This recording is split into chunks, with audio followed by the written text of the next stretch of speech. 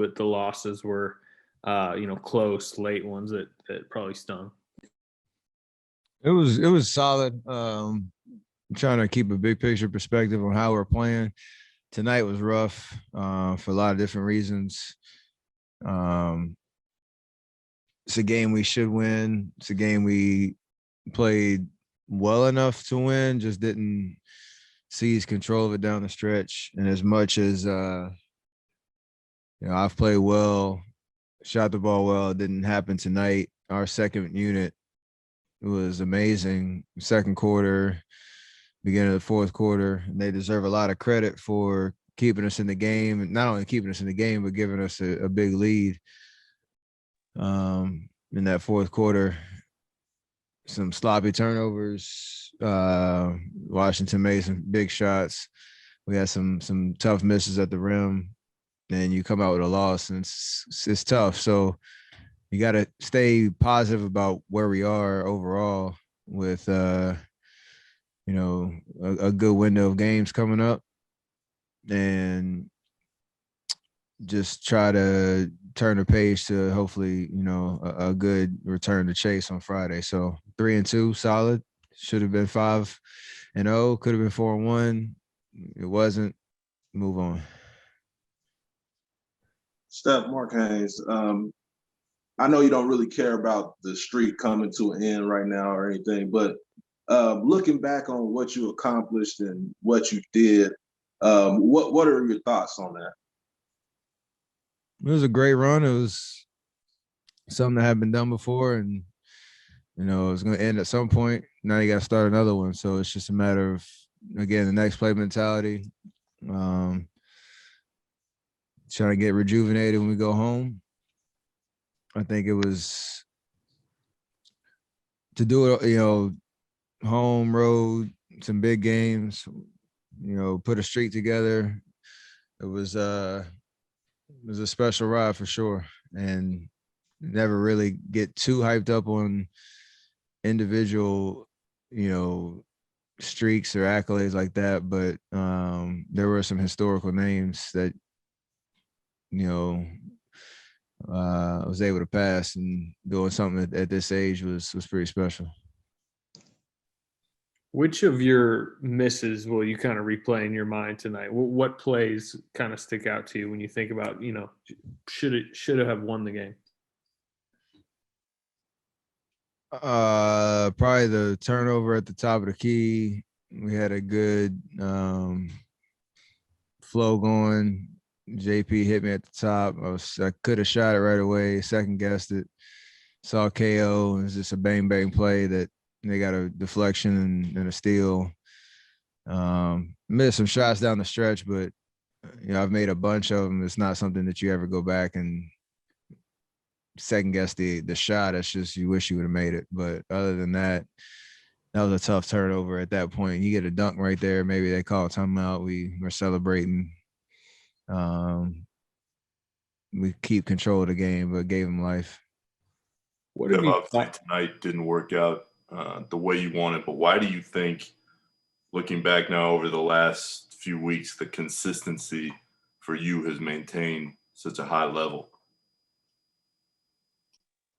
Peaking at the right time, and usually the trend of our season or my season's getting better as each game goes. So I'm glad this season's no different. Just trying to continue to get better and build that confidence of playing my best basketball toward the end of the season. What have you liked about Jordan Poole's just season, and what do you like about his game and what he's becoming?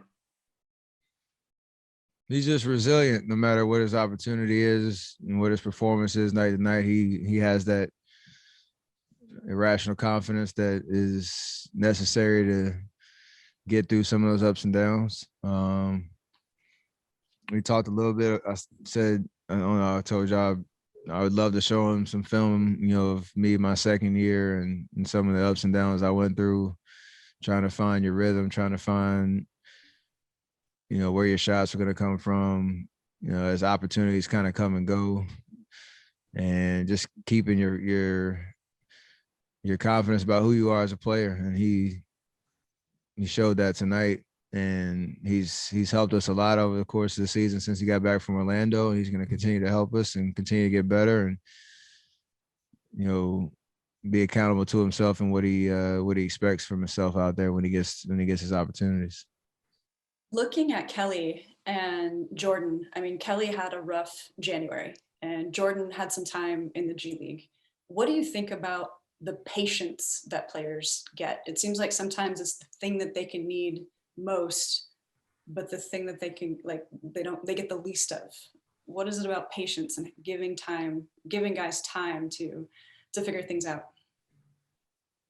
It's a part of this business. I mean, everything is so heightened and scrutinized, you know, every single game, you know, as it should be. There's a lot of attention on what we do, but, you know, there's a steady hill to climb in terms of, you know, your overall progress. Nobody's is an overnight success in this league or even when they change teams. So it's, for the most part, it's just one of those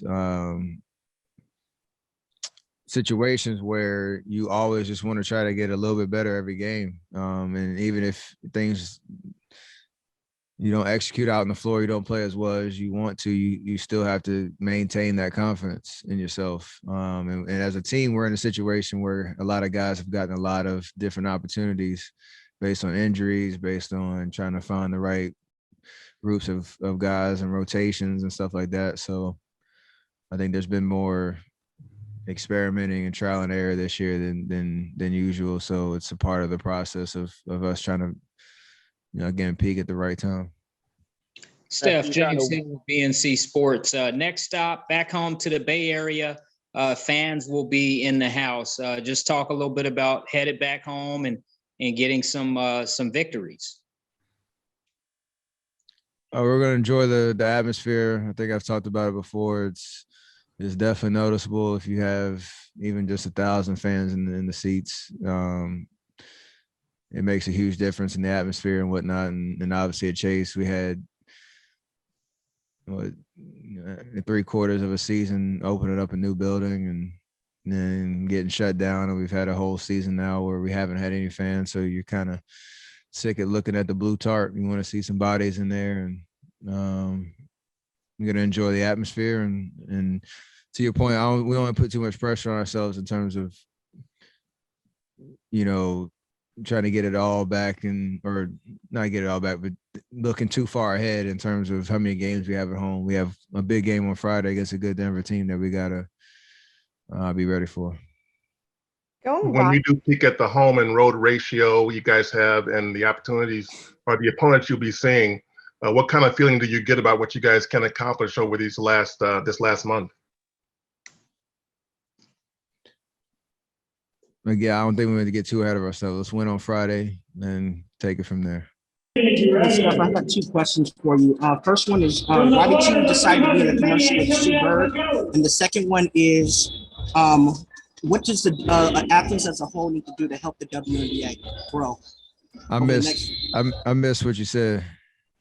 The first question is, why did you decide to actually be in a commercial with Sue Bird? And the second one is, what does the athletes as a whole need to do to actually help support the WNBA and push it forward? Just celebrate what they're doing, what they're already doing, what they've done for years now, and what they're going to continue to do on and off the court. You know, they've set a standard and a model for how a league activates and uses their voice and, you know, their platform, and is very consistent with, you know, their stance on social justice, racial justice, any issue that they're passionate about, and a collective energy amongst, you know, all the athletes. So that's one. And then we all just can find ways to collaborate and combine our worlds, if you will, and our reach and our resources to do, you know, special things off the court to you know, keep impacting going forward. So,